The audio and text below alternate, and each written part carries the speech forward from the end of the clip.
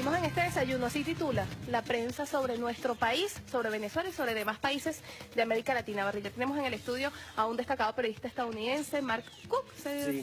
Mark Cook nos acompaña Bienvenido. el día de hoy justamente para analizar detalladamente cómo es la guerra mediática que tienen contra Venezuela y demás países de este continente.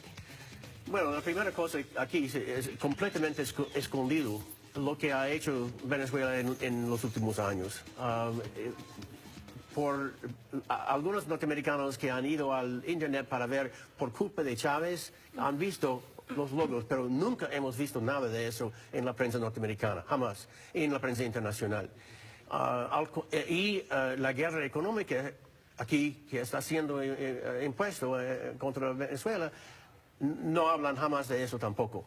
Jamás. Es mal gerencia, recetas socialistas que no sirven, exactamente las mismas cosas que han dicho, por ejemplo, con el gobierno de Unidad Popular en Chile, de Salvador Allende en 1970-1973, antes del golpe de Estado de Pinochet.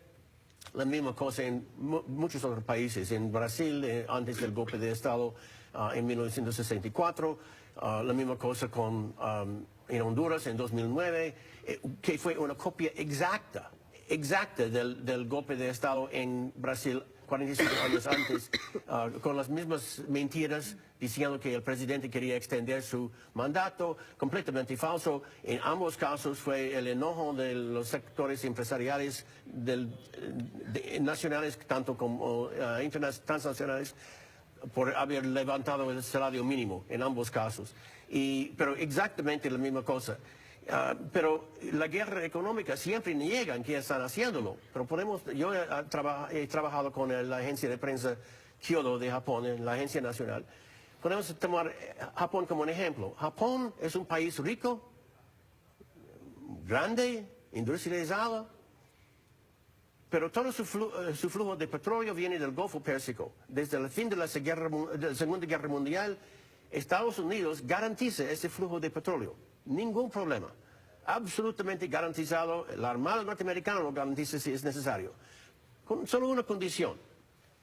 Si un gobierno de Japón se aleja solamente un poco de esas políticas, de esas políticas internacionales que imponen, ¿no? Estados Unidos. De la política deseada por Estados Unidos puede cortar solo un poco el flujo de petróleo. Incluso pueden negar que están haciéndolo. Pero entonces van a tener unos gasolineras sin gasolina y rápidamente van a aparecer unos informes en los medios, tal vez puesto allá por la CIA, hablando de la escasez de petróleo.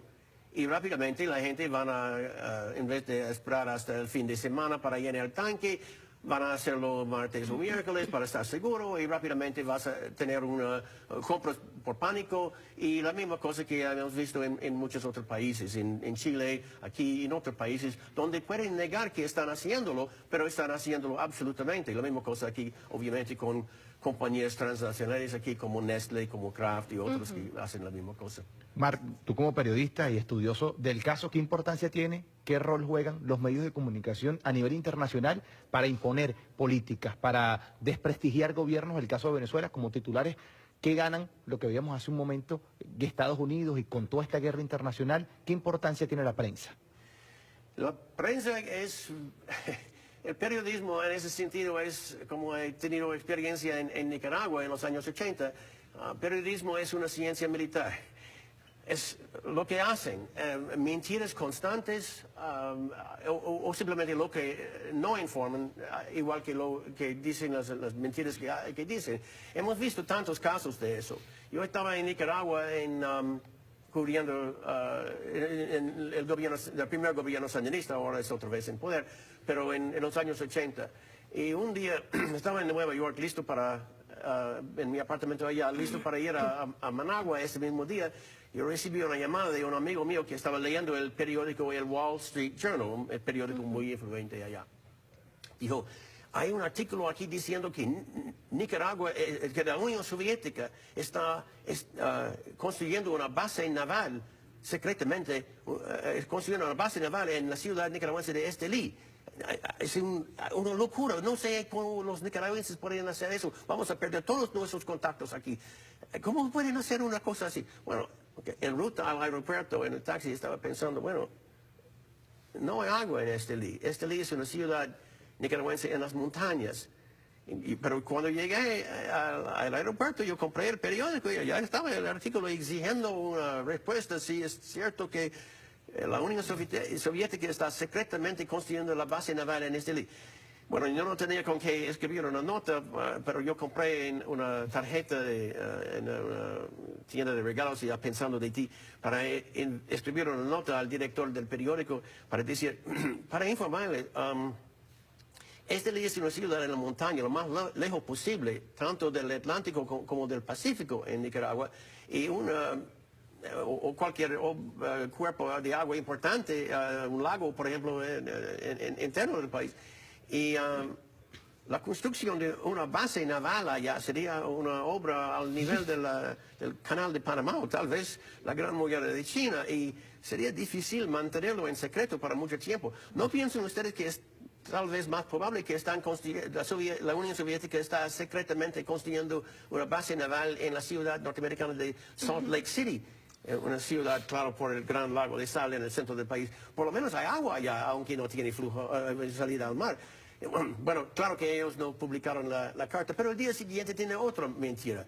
A veces es fácil, como eso, responder rápidamente a una mentira. Y ahora, afortunadamente, tenemos el Internet, donde podemos responder más rápidamente. Claro. Allá, en ese tiempo no podíamos. Pero...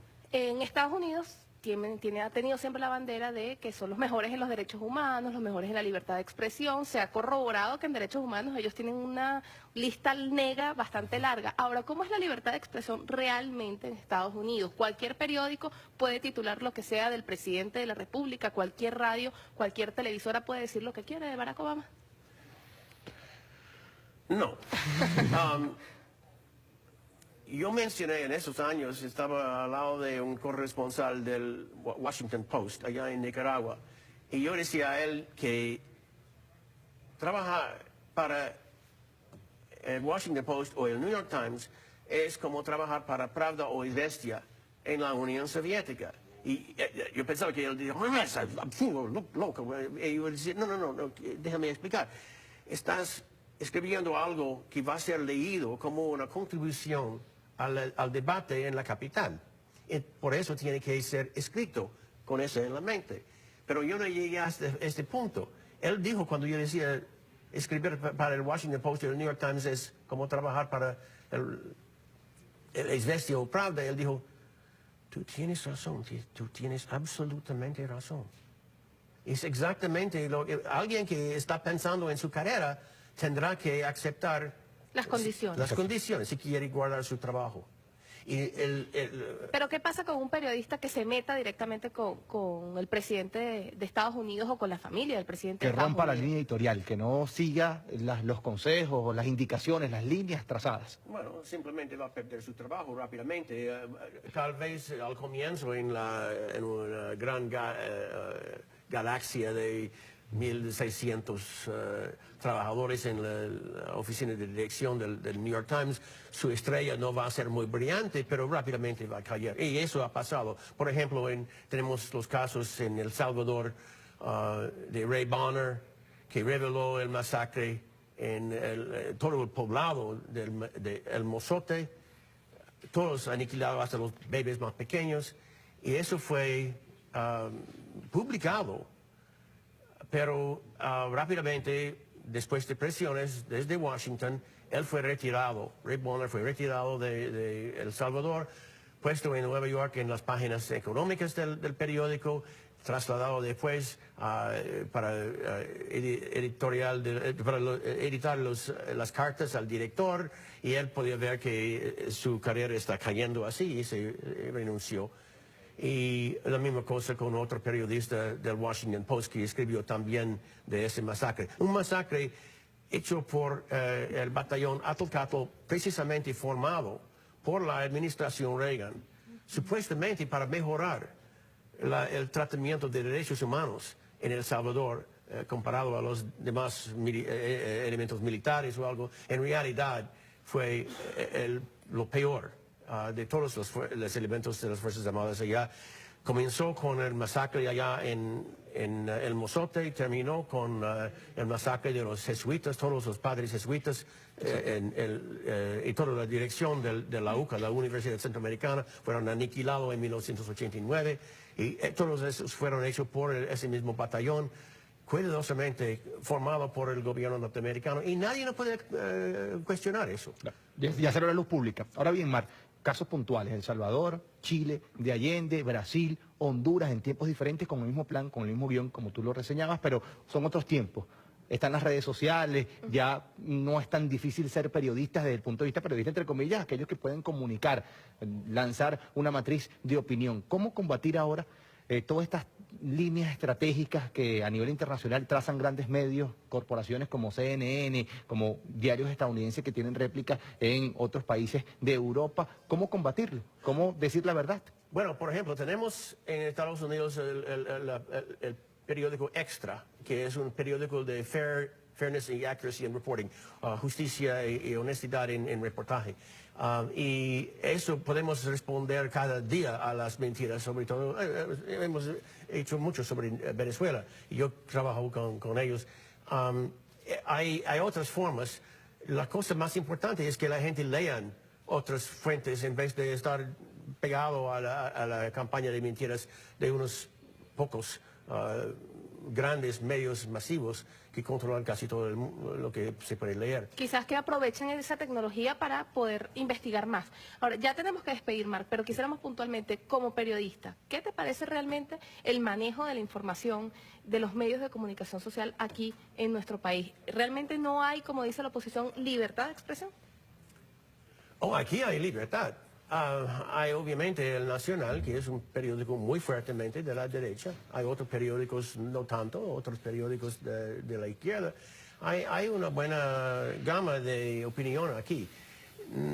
Es realmente diferente en Estados Unidos. No hay en Nueva York o en Washington o en otra ciudad. Simplemente no hay esa gama de opinión representada. Aquí sí hay en la televisión y radio también. No hay duda de eso.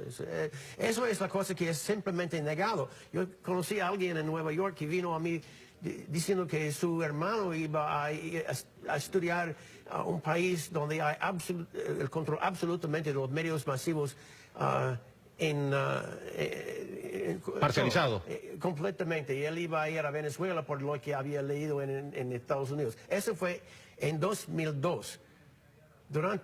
Inmediatamente después del golpe, cuando el gobierno de Hugo Chávez tenía solamente un pequeño canal que no tenía mucho nada en términos de prensa, pero él pensaba por el control de los medios masivos allá y la propaganda constante de que así se fue, que el gobierno de Chávez controlaba absolutamente todas las fuentes de información aquí. Bueno, información que se ha manejado dentro y fuera de nuestras fronteras. Gracias, Marc, por habernos acompañado. Un placer tenerte en el estudio del desayuno y además indagar cómo es ese manejo y esa manipulación mediática desde el exterior sobre lo que ocurre en nuestro país. Claro, sobre todo en la prensa se escribe, en Venezuela no hay libertad de expresión, pero ellos lo escriben, en la radio lo dicen, en la televisión también, y realmente hay un enorme dominio hegemónico de la derecha venezolana en los medios de comunicación, y ellos ayer lanzaron una reforma a la ley de telecomunicaciones. Ya tenemos a la diputada Tania Díaz por el Distrito Capital para analizar todo este tema. Recuerden la etiqueta Patria y Pesca Pa'lante a través de las redes sociales. Ya venimos con mucho más, ya